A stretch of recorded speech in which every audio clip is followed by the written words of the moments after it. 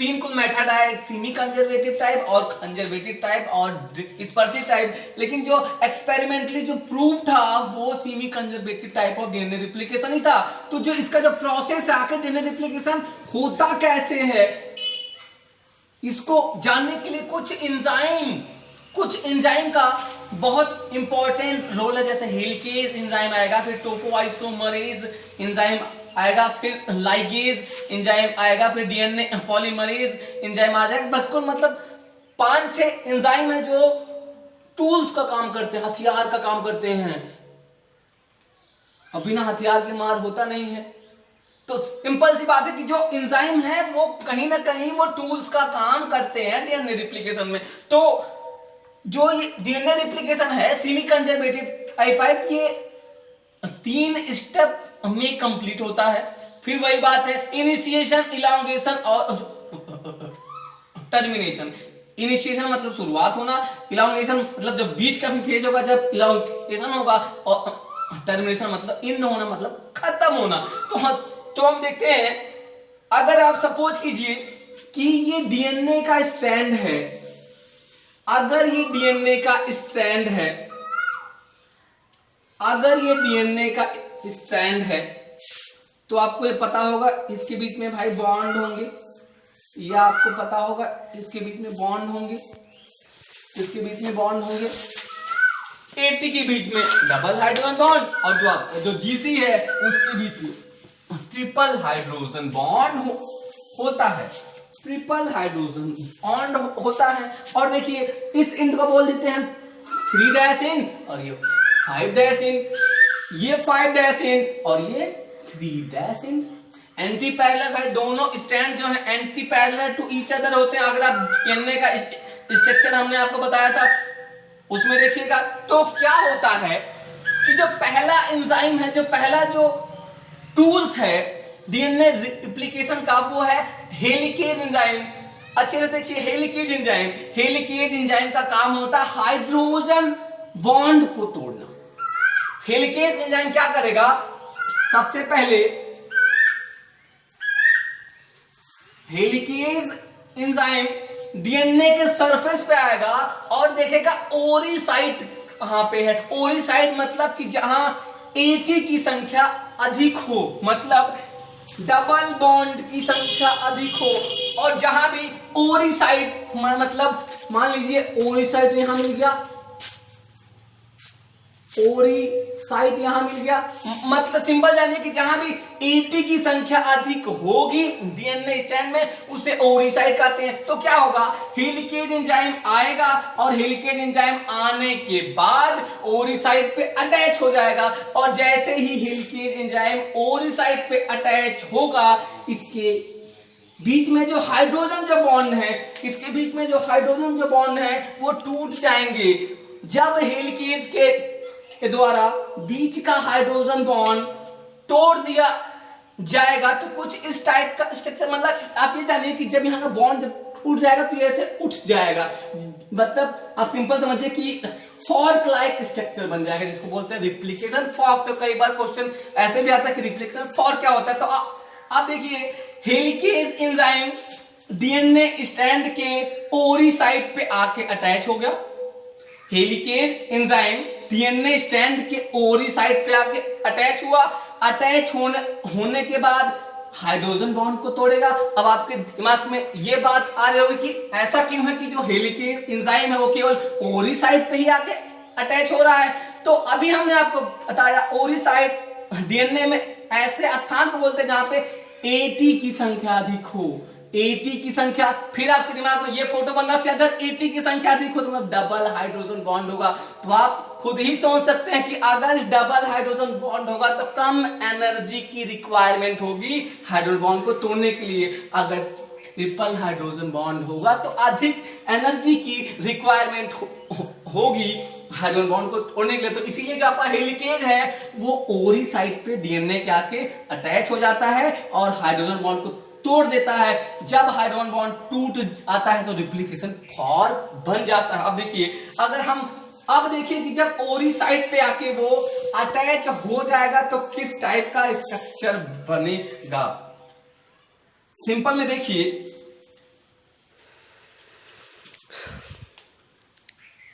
ये डीएनए का स्टैंड था।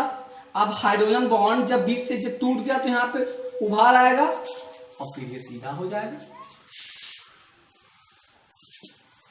फिर उभार आएगा और फिर ये सीधा हो जाएगा।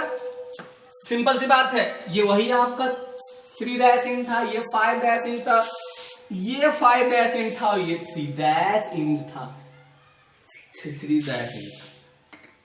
हो गया। हमने आपको बताया कि जो हेलिकेज था वो जब यहां पे आके अटैच हुआ, अब ये ऐसे सीधा था, अब हेलिकेज एंजाइम यहां से मूव करता हुआ आगे बढ़ा।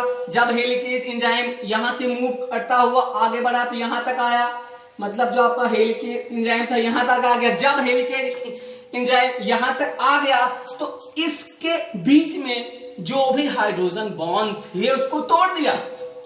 इसके बीच में जो भी हाइड्रोजन बॉन्ड थे उसको ब्रेक कर दिया, उसको तोड़ दिया। जब तोड़ दिया तो रिप्लिकेशन फॉर्क बन गया, मतलब एक उभार आ गया। भाई सिंपल सी बात है, अगर इसको खींच के रखे तब नया होगा।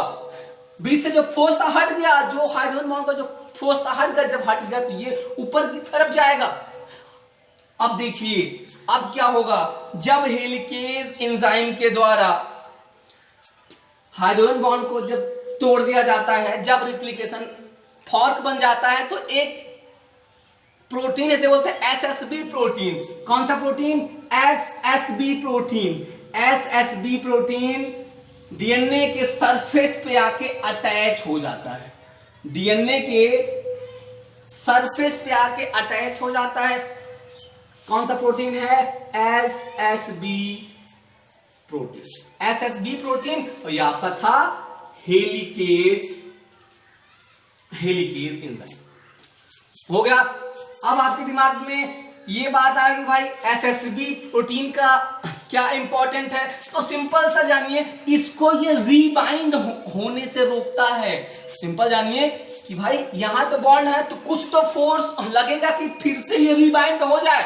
लेकिन क्या होता है कि जैसे हेलिकेज एंजाइम हाइड्रोजन बॉन्ड को तोड़ता है, एसएसबी प्रोटीन आता है और इस स्ट्रैंड को पकड़ के रखता है। और जब वो उस स्ट्रैंड को जब वो पकड़ के रखता है तो क्या होता है कि फिर से ये रिबाइंड नहीं हो पाते हैं।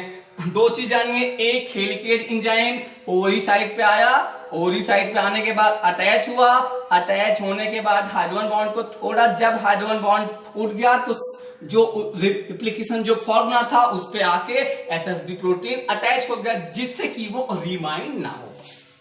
यहां तक बात समझ में आया। अब देखिए एक और एंजाइम है आरएनए प्राइमेज, बहुत ही इंपॉर्टेंट एंजाइम है आरएनए प्राइमेज। अब क्या करता है आरएनए प्राइमेज? क्या करता है आरएनए प्राइमेज? आता है और आरएनए प्राइमर को बनाता है। क्या बनाता है? आरएनए प्राइमर बनाता है। आरएनए प्राइमर बनाता है। ये क्या होगा? ये भी आपका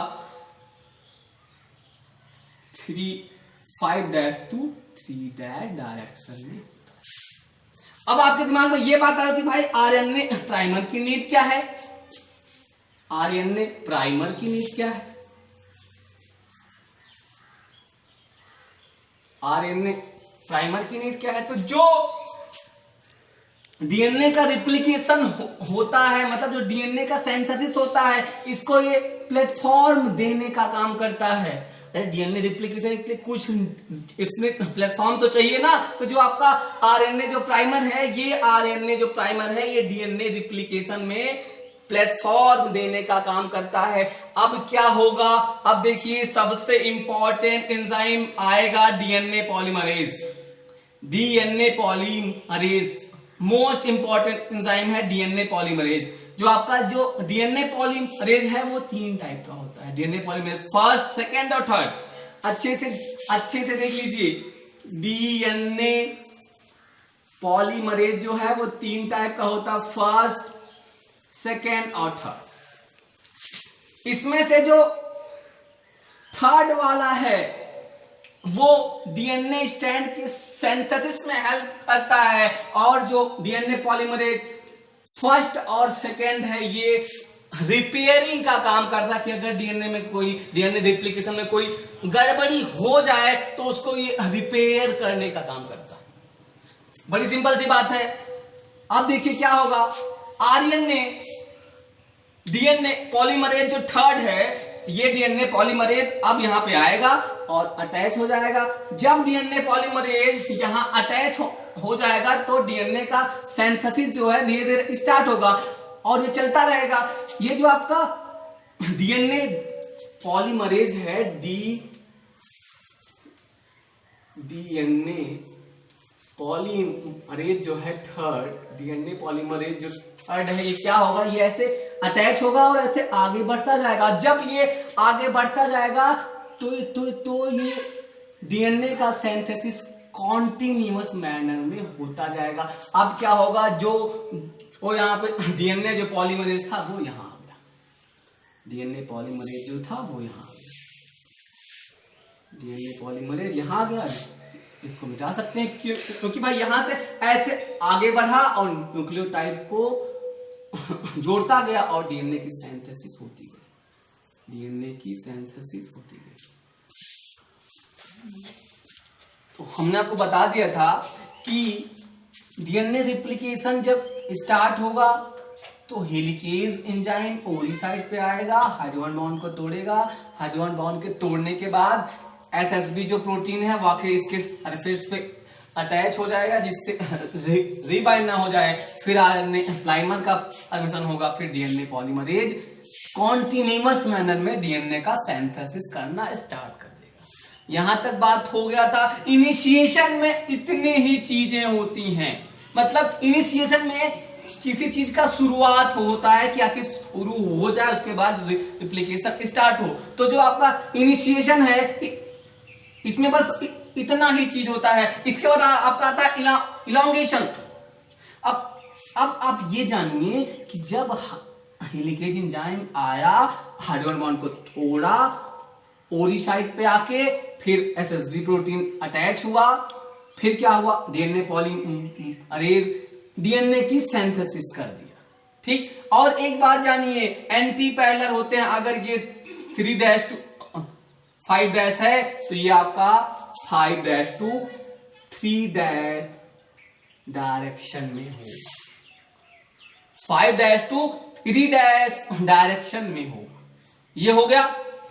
और आप जानिए जो नीचे वाले स्टैंड पे डीएनए की सिंथेसिस होती है, अगर ये 5' to 3' है तो यहां पे 5' to 3' स्टैंड से होगा। अब देखिए ऊपर वाले स्टैंड पे जो डीएनए का सिंथेसिस होगा और नीचे वाले स्टैंड पे जो होगा वो सिंथेसिस होने में अंतर है। ऊपर वाले में क्या था, ऊपर वाले में था कि जो डीएनए का सिंथेसिस हो रहा था वो कॉन्टिन्यूअस मैनर में हो रहा था, लेकिन जो नीचे वाला स्टैंड है जिसमें डीएनए की सिंथेसिस होगा वो डिसकंटीन्यूअस मैनर में होगा। इसमें क्या होगा, सबसे पहले छोटा सा आरएनए प्राइमर का फॉर्मेशन होगा, फिर क्या होगा, डीएनए बनेगा, फिर आरएनए प्राइमर का फॉर्मेशन होगा, फिर आपका ये डीएनए बन जाएगा, फिर आरएनए प्राइमर का फॉर्मेशन होगा, फिर आपका ये डीएनए बन जाएगा, फिर आरएनए प्राइमर का फॉर्मेशन होगा, फिर आपका ये डीएनए बन जाएगा। मतलब सिंपल में समझिए कि कहने का मतलब यह है कि जो ऊपर वाले स्टैंड पे नए डीएनए की सिंथेसिस होती है डीएनए पॉलीमरेज थर्ड के द्वारा, वो कॉन्टिन्यूअस मैनर में होती है, और जो नीचे वाला जो डीएनए का सिंथेसिस है वो डिसकंटीन्यूअस मैनर में होती है। इस डिसकंटीन्यूअस मैनर को सबसे पहले ओकाजाकी नामक साइंटिस्ट ने डिस्कवर किया था, इसके बारे में बताया था। इसीलिए ये जो डिसकंटीन्यूअस जो मैनर में जो आपके डीएनए का जो सिंथेसिस है इसे ओकाजाकी फ्रैगमेंट के नाम से जानते हैं। क्या जानते हैं,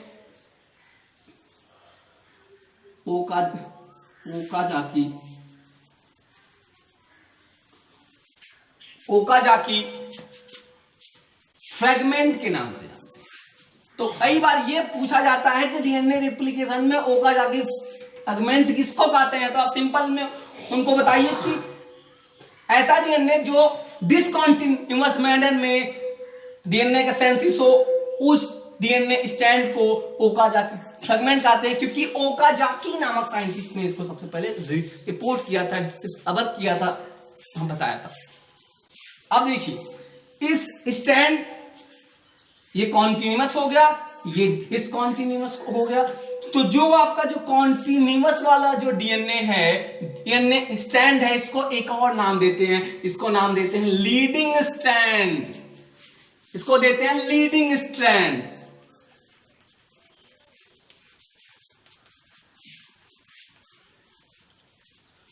लीडिंग स्ट्रैंड, और जो नीचे वाला है इसे ओकाजाकी फ्रैगमेंट भी बोलते हैं या लैगिंग स्ट्रैंड के नाम से जानते हैं।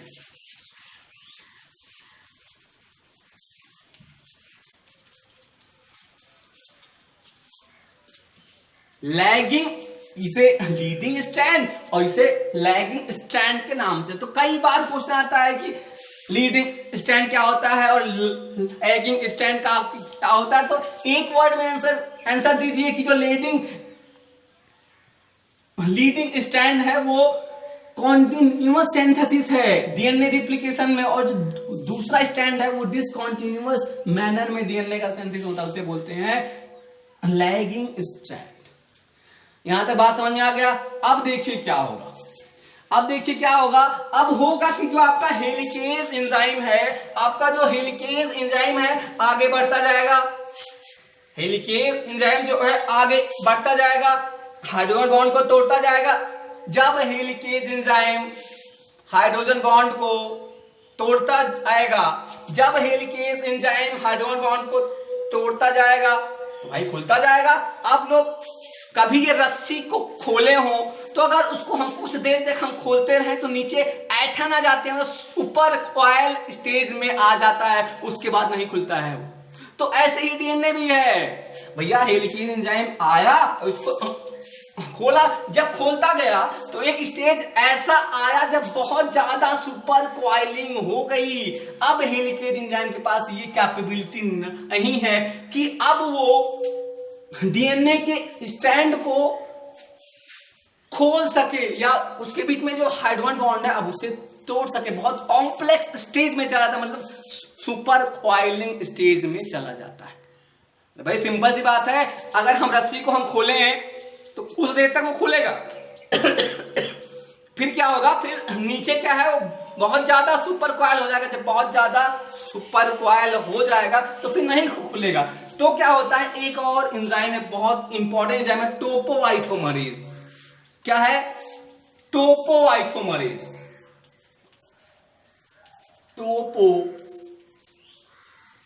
टोपोआइसोमरेज क्या है? टोपोआइसोमरेज। जो आपका टोपोआइसोमरेज एंजाइम है, ये टोपोआइसोमरेज एंजाइम को दो टाइप का होता है, टोपोआइसोमरेज फर्स्ट और topoisomerase second. Topoisomerase first, topoisomerase first और टोपोआइसोमरेज सेकंड। एक बात ये दिमाग में नोट कर लीजिए कि टोपोआइसोमरेज एंजाइम हमेशा सिंगल स्ट्रैंडेड डीएनए को कट करने का काम करता है, और जो टोपोआइसोमरेज सेकंड है डबल स्ट्रैंडेड डीएनए को कट करने का काम करता है। तो अब क्या होगा, हेलिकेज एंजाइम आता गया, सुपर कॉइल स्टेज में आ चुका है, तो अब टोपोआइसोमरेज आएगा,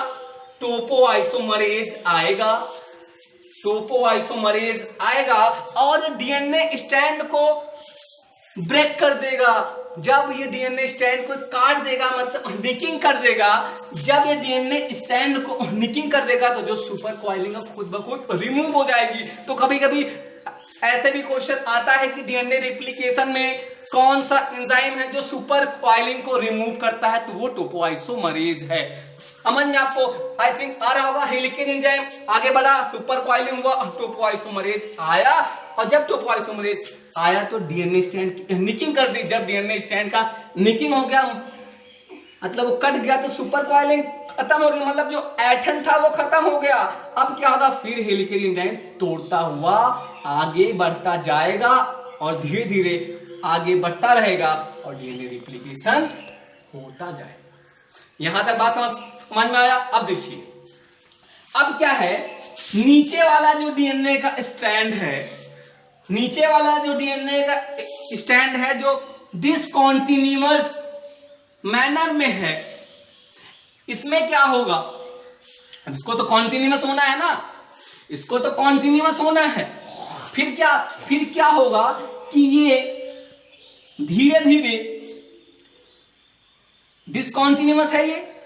अब इसमें क्या होगा, टोपोआइसोमरेज जो एंजाइम था वो आएगा और जो आरएनए प्राइमर था उसको कट कर देगा, रिमूव कर देगा। उसका कटिंग का काम है, निकिंग का काम है। तो जब आरएनए प्राइमर टोपोआइसोमरेज के द्वारा जब निकिंग हो गया तो एक और एंजाइम आता है लाइगेज। वो लाइगेज क्या होगा, इन दोनों के बीच में बॉन्ड बना के इसको कॉन्टिन्यूअस मैनर में ले आएगा, मतलब कॉन्टिन्यूअस मैनर में ले आएगा। अब कॉन्टिन्यूअस हो गया, ऊपर वाला भी कॉन्टिन्यूअस हो गया और नीचे वाला भी कॉन्टिन्यूअस मैनर